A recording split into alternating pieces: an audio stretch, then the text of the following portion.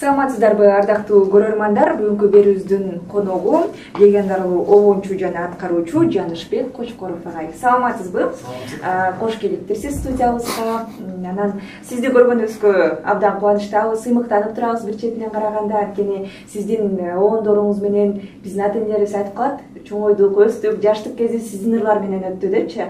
Анан азыркы учурда эмне менен алектенип атасыз? Анткени бул маданият тармагында сизди көп көрбөй калдык дегендей. Домкутурада эмгектенем. Карабайсыздар. Мен окууну бүткөм да. Азыр пенсиядамын. Бирок ошо эмгектенем.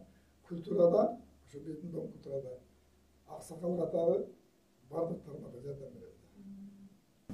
Сиздин тажрыйбаңыз менен бөлүшүп турбайсыздар, жаштарга? Жаштарга тажрыйбамды бөлүшөм. Сиздердин учурдагы маданият тармагы кандай эле абалы, азыркы учурда кандай? Азыркы таптагы мисалы ырдап жаткан жаңы ырчылардын баягы сиз критик катары дагы байкап каласыз да, обонун сөздөрү депчи. Деги эле абал кандай? Мындай өсүү барбы? Биздин Домкутурада абал жакшы. Биздин Домкутурада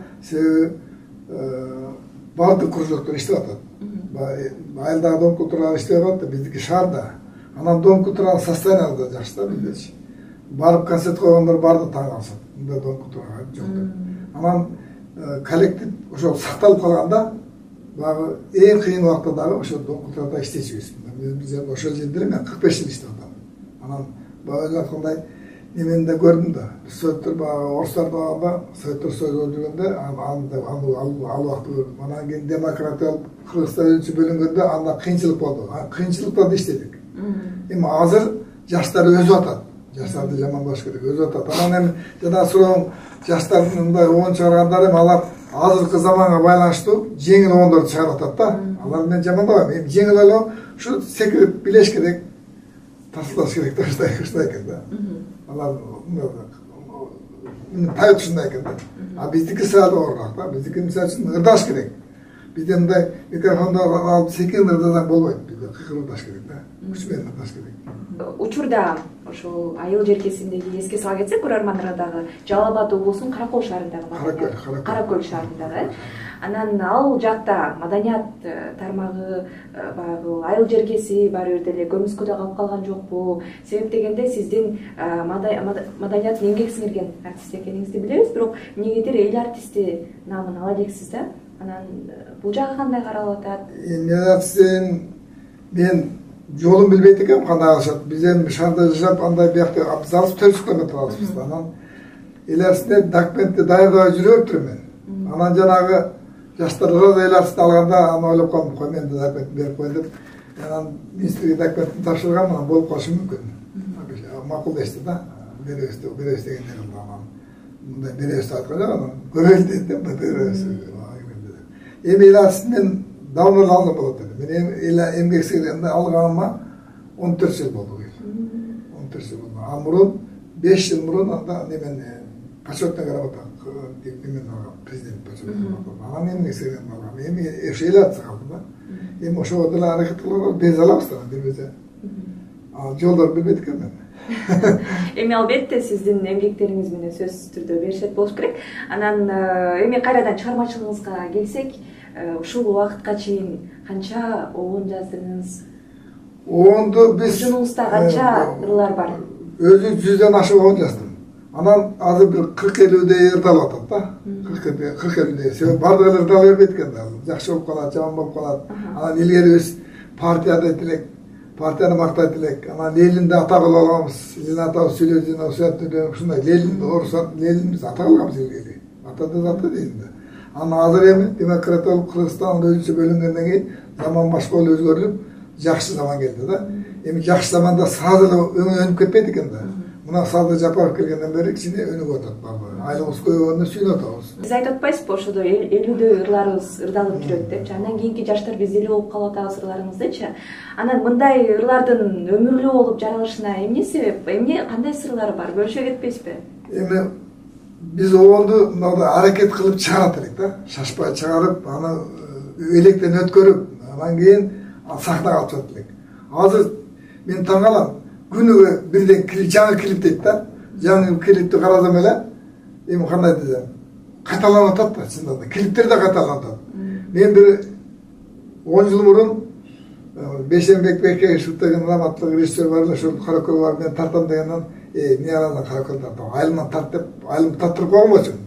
Анда да атам үйүнө барганда королор багы жыгач королор да. Ошодон кирип, эшиктин жаап, туугандарга жолугуп. Азыркылар бардыгы килибинде айылын көрсөтөт да.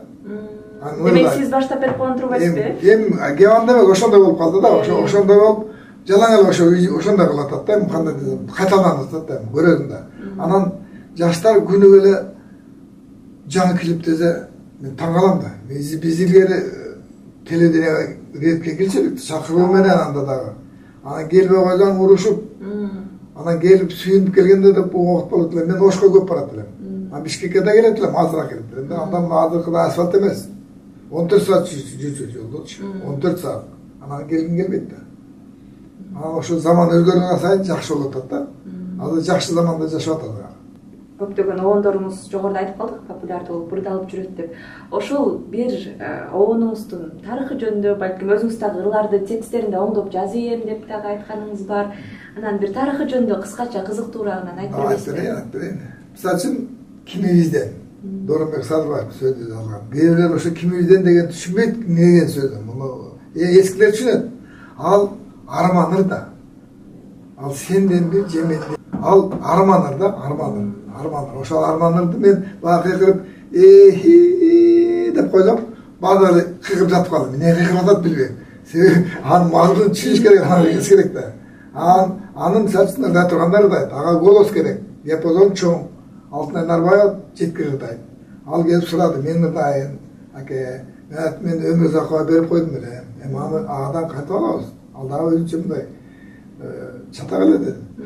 Анан айттым, эгер сен ырдап телевидениеге алып чыксаң, анда мен берейин. А то силер алып эле банкет кырдап жүрөт экен, вакытта Бишкектер. Биз эми айылда жашайбыз да. Айыл эмес го, шаар бар айыл.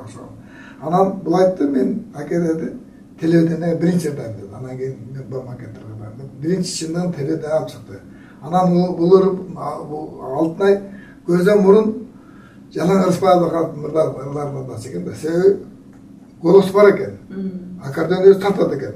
Анан мен муну Кимибизденди үйрөтүш үчүн эле бир жумада ара үйрөттүм. Ырдап башка Ырысбаевдин немеси башка да. Бир жума үйрөтүп анан айттым, эми болду. Сөзүн да оңдоп бердим. Аерде жалаң эркек жазган да, эркек жазган башка болот. Анан айттым, сен бир жерин ырдабайсыңбы? Жас эркек ырдабайсың дедим. Ата мен жас эркек, бозуланга деп ырдаттыр да, бозуланга эмес, жас эркек деп ырдаттым. Оңдойм да сөздөрүн оңдойм. Даже Байдыласарына коюп сөзүн оңдошко туура келди, себеби ал киши мындай булгардын сөздөрүн кошуп койгон да. Эми мен айта албайм да. Айтсам атылып кетпейм. Аны мындай түтөгөм да. Ага колума келет. Баш деген адам жазат да. Мен эми акын болбосом дагы анча илгери жазып, жеңемен өзүм жазгам. Каракөлдүн ыры бар өзүм жазгам. Карайымдайм деген аны өзүм жазгам. Ошондой эгерде болсо чын сөздү мен жазган эмесмин. Аны бир Калыбек Медетбеков деген киши жазган. Мен анда жаш элем, кур чыгабым. Сразу эле ошо жазып берген күнү эле он чыгарып койгом таңга. Сразу тапыраткам. Себеби ошондо момент келет экен да. Онду коркпой чыгара бересиң, ырдай бересиң. Жагабы жакпайбы анда билбейсиң да. Ошондон ушу убагы менен өткөн адам. Азыр обондор жаралып атабы? Жаралат да. Биз мисалы үчүн мода да. Менде китептер көп да. Мен өтө окуган дагы китептерди барып деп, лицейтте отурам да. Анан жакканын отпечатать бүктөп кете берем. Анан жагып калсам, обязательно оон чыгарам. Себеби өзүң тиягыңда болсо, дараматың болсо, ошону иштегиң келет да. Иштеп чыгарып коесуң. Мисалы үчүн, мына Курортто деген чыгармамды мен илгери чыгаргам 92-жылы. Байдыласарына окутуп. Аны көп ырдабай жүрүп, эми ырдап атам. Ал азыр да алганда эле ал мындай да эл ойлойт да, жаңылык болот да, жаңылык. Мисалы үчүн Анатолий Михайлов мага бир сөздү көтөрүп келген да, муну карап койчу деп. Мен окуп, бир окуп көрүп айттым. Антеке дедим, сиз аялыңыз келе чыгарып коюпсуз деп, жазып коюпсуз деп. Сиз ошондой дедим. Мындай сүйүү темасы экен да, жакшы экен. Мен бул ырга оон чыкты дедим, таң калды, кандай чыгат. Мен эми муну чыгарып коем дедим. Bir dayımda da benim. Sırada ağırlandı ketmeyince başta da tıkım. Ал ошондой да, onu чыга турган болсо жөн эле чыгарып коет. Сөз өзү эле неметет да. Ыргактарын тартат. Ырдын мазмуну жакшы болуп, сөздүн анан уйкаштыгы жакшы болсо, onu чыга оңойрок да. Onu өзү эле келет. Өзү эле келет да, өзү келет. Анан ошого карап иштейт да. Айтор сыры жок экен да. Анчы сиз болуп жаралыш керек экен да. Жакшы. Учурда мисалы сиздей таланттуу инсандар чындыгында саналуу калып баратат Кыргызстанда. Анан балдарыңыздан тарбиялап, шакирттерди тарбиялап жатасызбы азыр? Жок. Өзүңүз мындай ишенген бир шакирттериңиз барбы? Мен тарбиялаганда көп бала, мен бар тарбия Дом культурада иштеп жүрүп, участоктердин арасынан чыгат да. Мен көп адамдар тарбияладым. Мисалы үчүн Гүлзада Сартмырза деген, Нарымбек Молдобаев деген кудул болуп жүргөн. Анан кийин Раматтан өтүп кетти, Салимат Турсунбаев деген манасчыларды илгери орустар кошпочу. Анан мен айтып орустарга түшүндүрдүм. Это же эпос, манас эпос деп 3 мүнөткө чыгарган сахнага. Ошентип жүрүп, ал 10 манасчынын бири болчу. Ал кыйын манасчы болуп, анан кийинки мен мисалы үчүн азыр мен тарбиялаган жокмун. Биздин Дом культурада Эшим Калыбеков деген оңчу бар. Айнура Садабаева деген жетекчибиз режиссерибиз бар. Эң мен ошо Дом культурадагы концерттин программаны полностью ошого алып барат да. Ошо жазып берет, биз мен аткарам. Чыгарда чыгам, чыгарбайт, чыгарбайт. Ошондой да. Ошондой күчтүү кадрлар Дом культурага кармайт да. Мына ошо Садабаева деген бар экен. Ошол гран-при конкурс болуп калды облус боюнча. Кыргыз эл жөнүндө. Анан гран-прини биз утуп алдык. Себеби гран-прини алыш кыйын да. Биз барып акча берген жокпуз. Комиссия келди да, көрүп алып кеткен. Бир алака биз ойлодук, алакалыктар кыйын экен айтып берген да. Алакалыктар деген экен, аксылыктар да чаткал ошолор экен экен.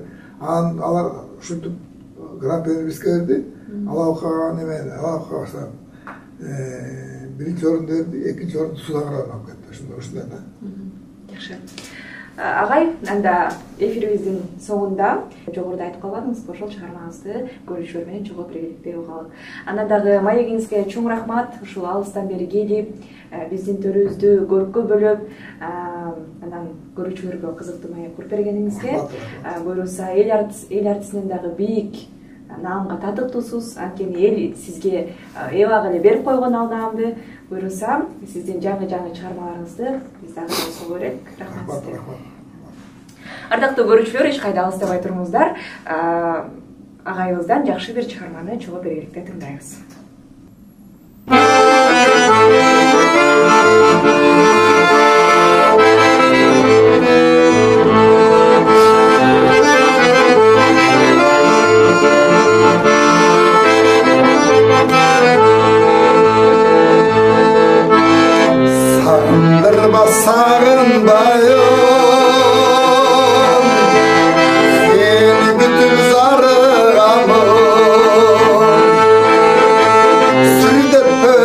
Sürde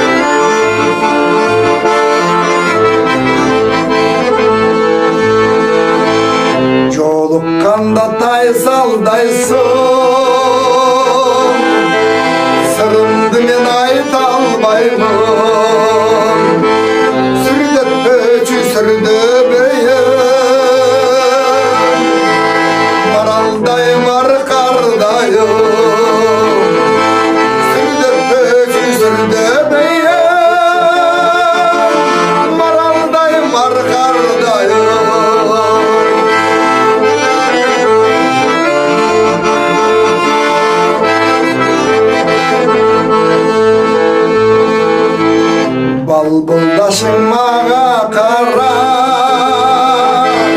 ötken gündü eske sala. Bayqatpastan gelsen bolu, atağana tatağana. Bayqatpastan gelsen bolu, atağana tatağana. Sağındırmay gelsen bolu, atağana tatağana.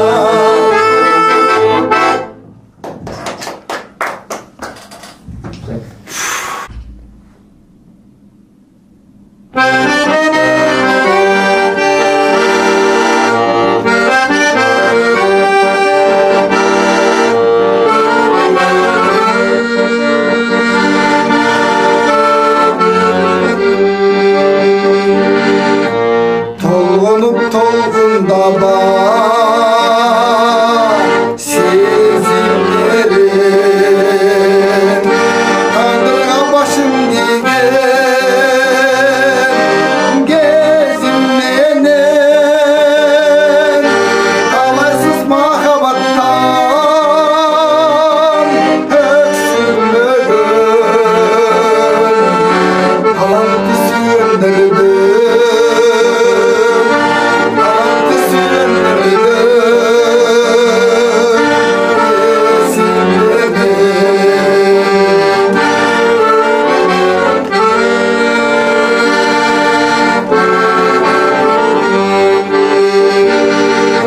Kurkurap bozdoy berbe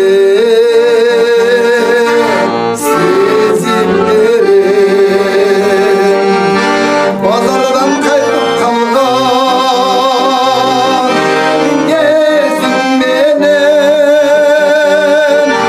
Bağlasın bağlamasın başka bir barkındı bilyendirdi.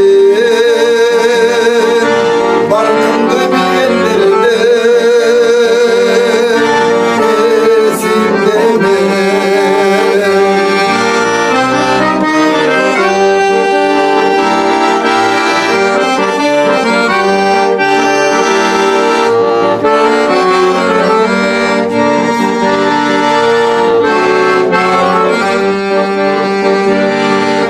Kaygırıp kapalanma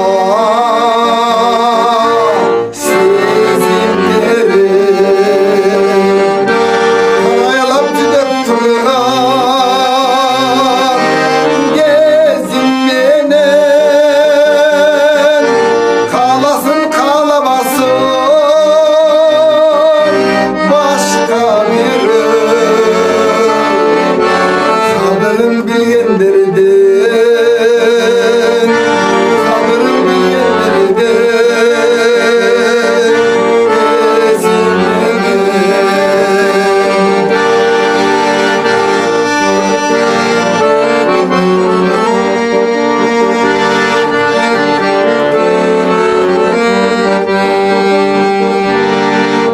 Zırkırap bozdoy berbe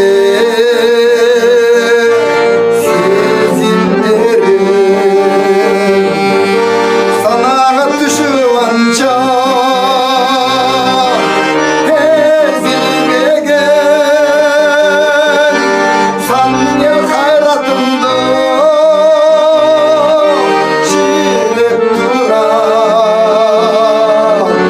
Sırrımdı bilyendirdi. Sırrımdı bilyendirdi. Esimlemen. Sanmıyor hayratımda çilep duran. Çınıgı yaramandım. Çınıgı yaramandım. Esimlemen.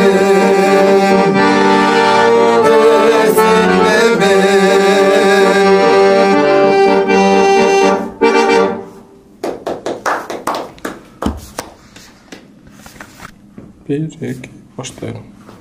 Байдылда Сарнағоевтың «Кротто» деген шығарманы оқып берейін.